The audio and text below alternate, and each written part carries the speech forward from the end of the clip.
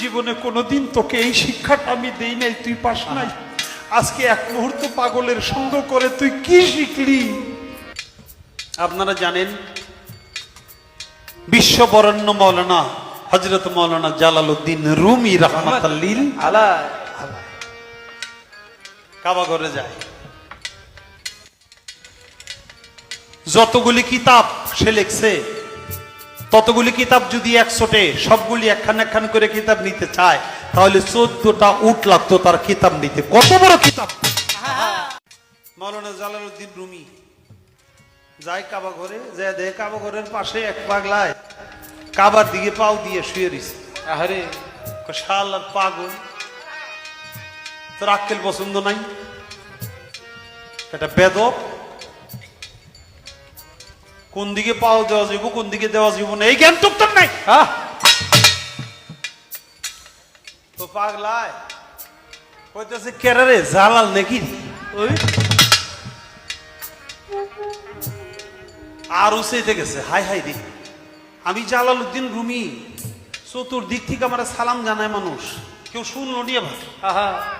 ওই যে স্কুলের এক ছাত্র আছিল নাম তার বাবলু, বাবলু যারা তারা তুই কয়। এক ছাত্র যে বিচার দিছে স্যার কারে স্কুলে ভর্তি করাইলেন, ও তো বেকারি তুই তামারি কর। সিনিয়র জুনিয়র কিছুই মানে না, তোমরা কিছু কইও না আমি বিচার করবো না। ডাক দিছে বাবলু, বাবলু সেই রকম কি হইছে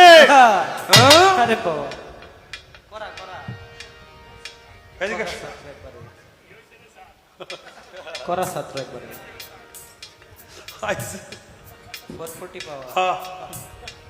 কি হয়েছে রে স্যার? আইছে তোমার জন্য আমার স্কুলের সম্মান নষ্ট হয় কেন? আমি কি করছি? তুমি যারা তারা তুমি আমি তুমি তুই তো আমারই কম, সিনিয়র জুনিয়র মানো না, কারণটা কি তোমার শিখাইলো? ওইটা চুপ করে থেকে কয় আমি যে বেকের এই তুই কই এটা তোরে কইলো কেন? স্যারে কয় কাম সারা রে বেদবুত কামিয়ে দে,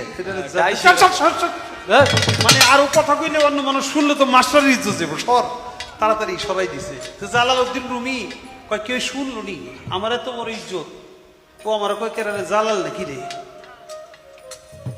খুব রাগ হয়েছে, বেটা ভাত খাইতে ভাত পালাস না, বাড়ি চিনোস গাড়ি চিনোস বউ চিনোস পোলাপান চিনোস, কোন দিকে পাও দেওয়া যাবো কোন দিকে পাও দেওয়া যাবো একটু জ্ঞান নাই তোর? পেরে জালাল এইদিকে কি এদিকে পাও দেওয়া যাবো না, এত রাগ হইছাস? ওইদিকে আল্লাহর ঘর।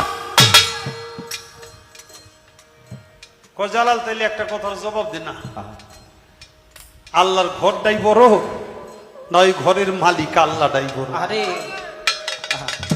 ঘর বড় না ঘরের মালিক আল্লাহ বড়?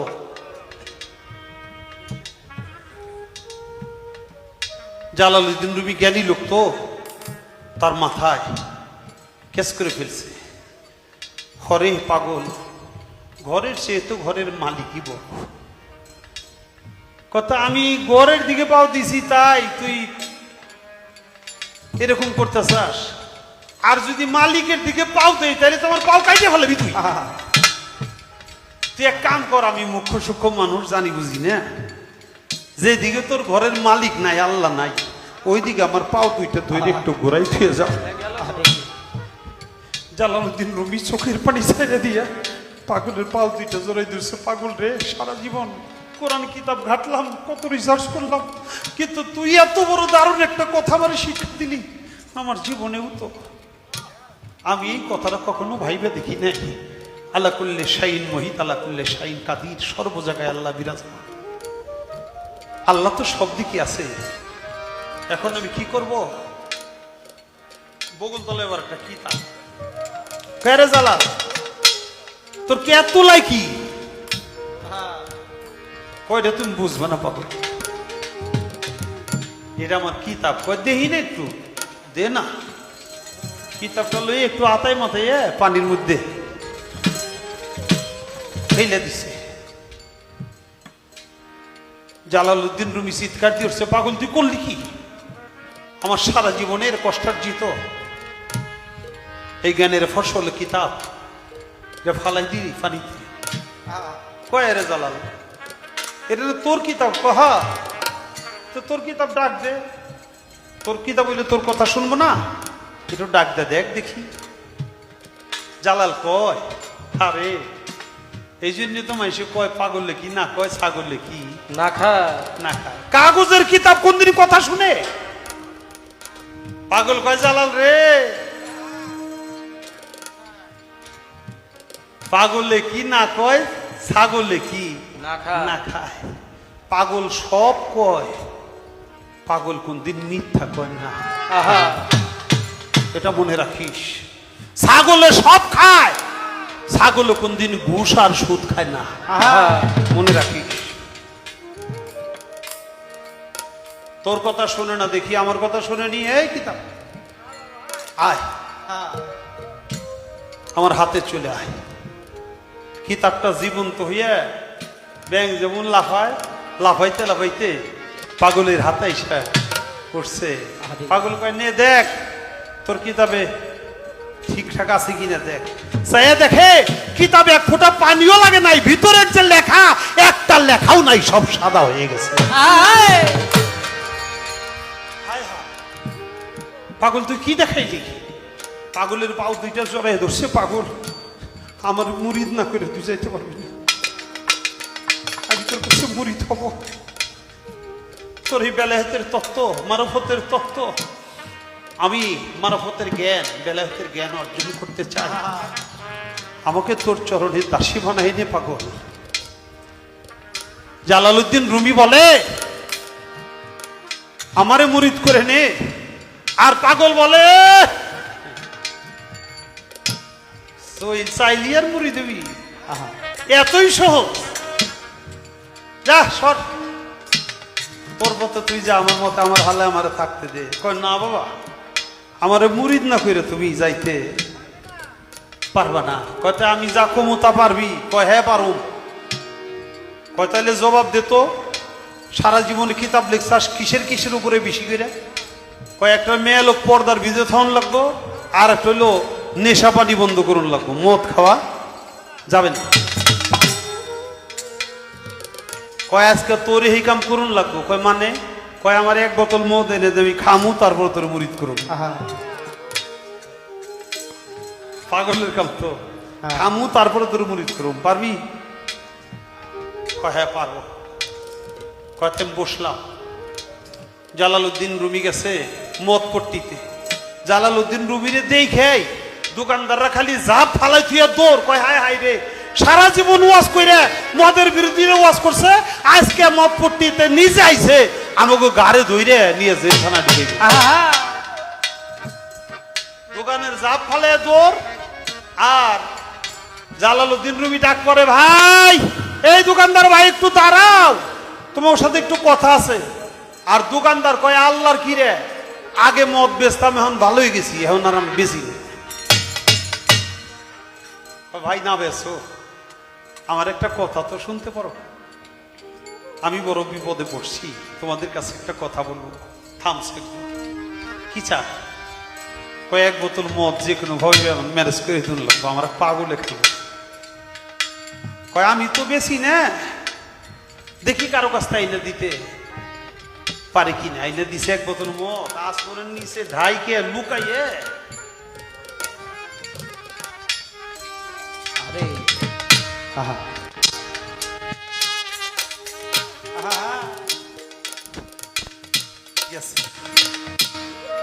যে বলে পাগল খাও তাও আমার মুরিদ করো কেমন পাগল হয়েছিস খাও তারপর আমার মুরিদ করো পাগলে কয় এই বেটা মদ খাইছিস কয় জীবনেও না কয় তো বুঝিসই তো না কেমনে খায় বা কেমনে খায় কয় দিন মেয়ে লোকে ডাইলে দিলে খাইতে মজা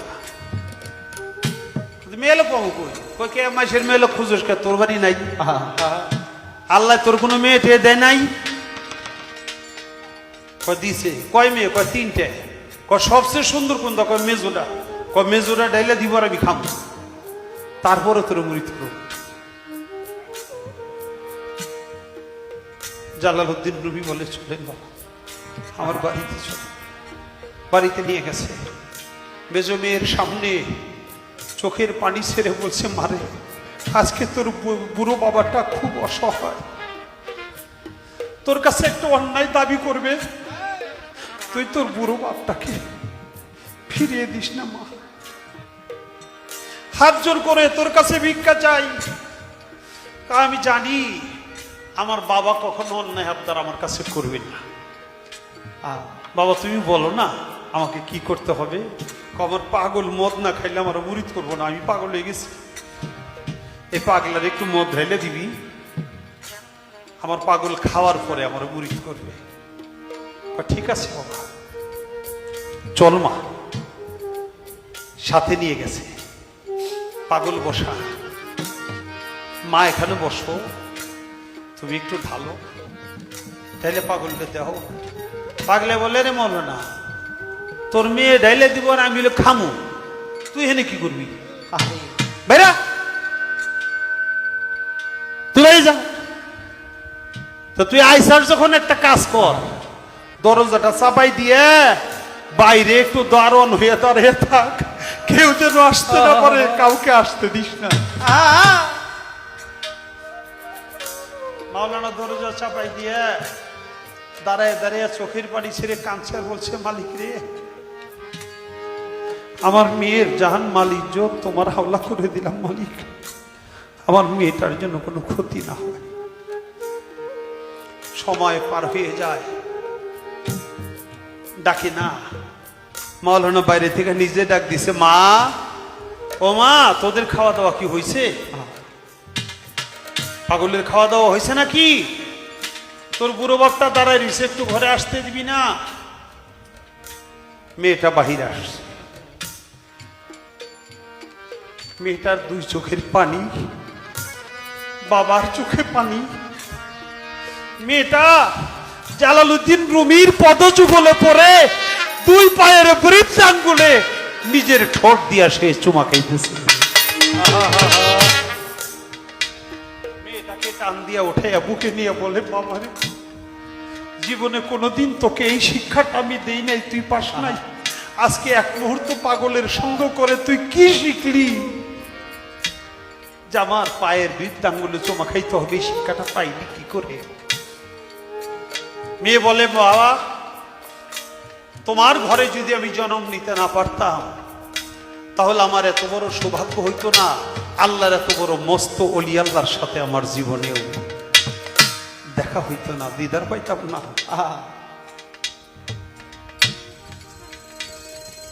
মাওলানা বলে, মা তোর গায়ে হাত দিছে, পাগল তোরে কিছু কইছে? কয় না বাবা, আমি ধলা না কালা একটা বার চোখ মিলে তাকাইও দেখি নাই, মদের বোতলের মতো মদের বোতল পড়ে রয়েছে, ওটা সেই স্পর্শও করে নাই।